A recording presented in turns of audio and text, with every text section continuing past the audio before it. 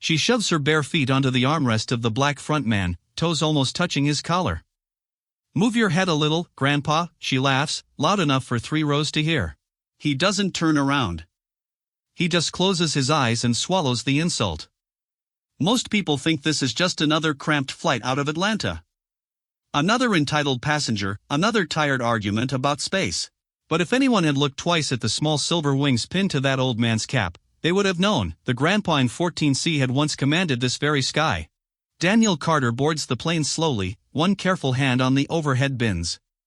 His navy blazer is pressed, his shoes shined, his cap tilted just so. On the front of it, a worn metal pin, a pair of wings and the word Captain. He smiles at the young flight attendant in the doorway. If you care about powerful black racism stories and dignity, subscribe so you don't miss the next story. "Afternoon, ma'am," he says, voice low and warm. Daniel Carter. Seat 14C. She barely glances at his boarding pass. "Right side, middle of the cabin," she replies, already waving the next passenger through. Daniel moves down the aisle, the way he's done 1,000 times before. 40 years flying commercial. Before that, combat missions in Vietnam. First black captain at this airline. Mentor to a generation of pilots who still call him Sir. But today, no one knows. He's just an old man with careful manners and a bad knee, clutching a folder with his granddaughter's college acceptance letter. He settles into 14C, places the folder gently in the seat pocket, and looks out at the runway with quiet gratitude. Flying still feels like a miracle to him. The girl in 15C arrives in a rush of perfume and annoyance.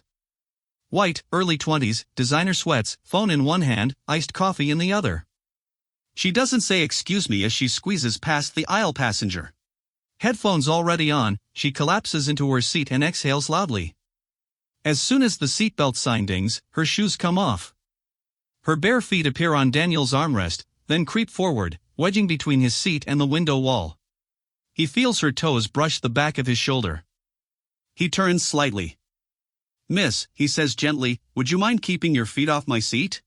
She rolls her eyes, pulling one ear cup halfway off.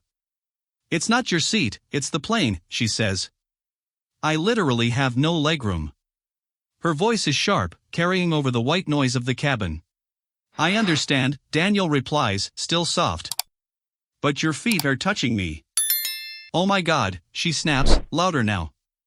"People are so sensitive." "I'm not hurting you." A few heads turn. Row 13 glances back. Row 16 goes quiet. A flight attendant, Harper, hurries past. Daniel raises a hand. "Ma'am? Could you help us, please?" Harper pauses, looks at the scene, bare feet, old man, annoyed young woman. "Is there a problem?" she asks. "He's freaking out because my feet brushed his seat," the girl jumps in. She adds a laugh that isn't really a laugh. "I paid for this seat too, you know." Harper sighs, already tired. We're very full today," she says to Daniel. "Everyone's a little cramped. Let's all just try to get comfortable." "Comfortable," he repeats, the word catching. The girl pushes her feet farther forward, heels now pressed against his armrest. "Say," she says. The flight attendant doesn't care. "Just relax, Grandpa." The word lands like a slap. Conversation ripples through the nearby rows. The man in 14B stares straight ahead, jaw tight, saying nothing. Daniel's hands grip the armrests, knuckles whitening. He could tell them about flying this route through thunderstorms, about landing with one engine in a blizzard, about the nights he slept in crew lounges because hotels wouldn't take black pilots. Instead, he stares at the seat back in front of him and takes a slow breath. "I'd just like not to be touched," he murmurs.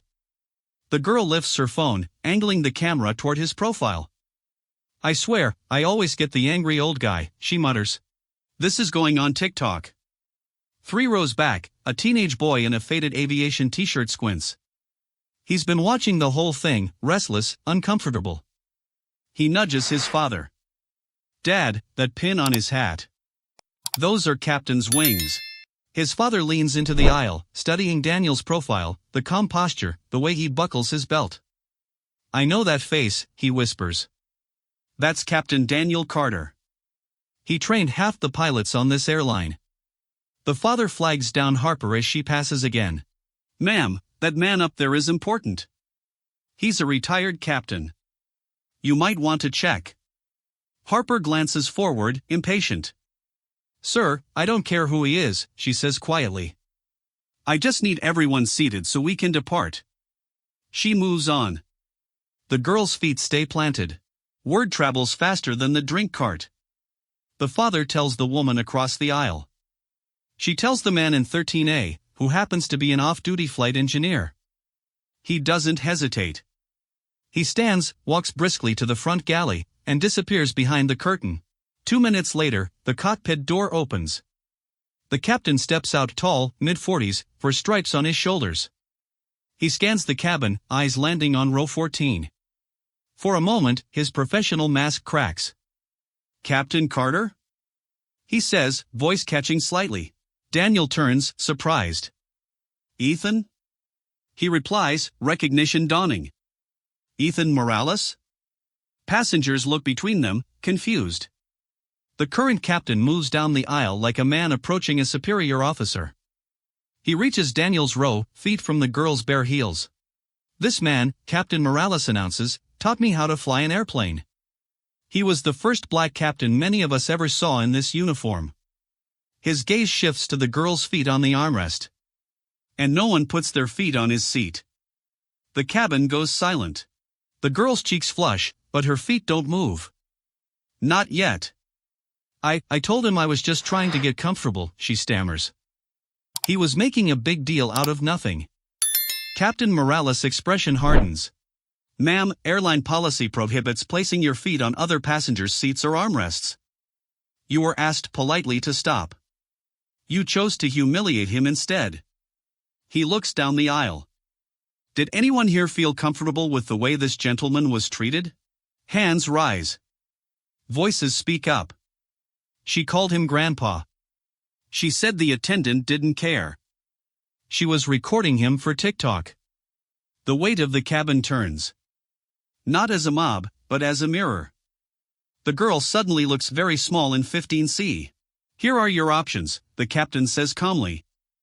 "You remove your feet, apologize to Mr. Carter, and follow crew instructions for the remainder of the flight, or we return to the gate, and you will not be traveling with us today." Murmurs swell, no one wants a delay. But no one is on her side. Her feet slide back slowly, toes curling under the seat. I'm sorry," she mumbles. "Sir. I shouldn't have."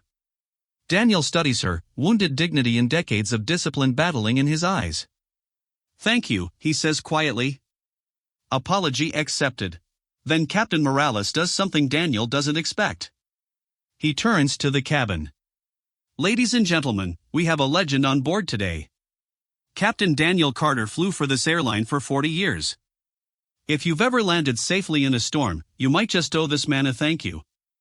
Applause breaks out, scattered at first, then rolling through the plane. Daniel's eyes shine. He bows his head, overwhelmed. As the plane finally lifts into the sky he once ruled, Daniel looks out the window, shoulders a little straighter. Respect didn't erase the insult. But it reclaimed his dignity from it. On airplanes, in checkout lines, online, wherever we sit behind each other, remember this. You never know whose seat you're kicking. But everyone's dignity deserves both feet on the floor.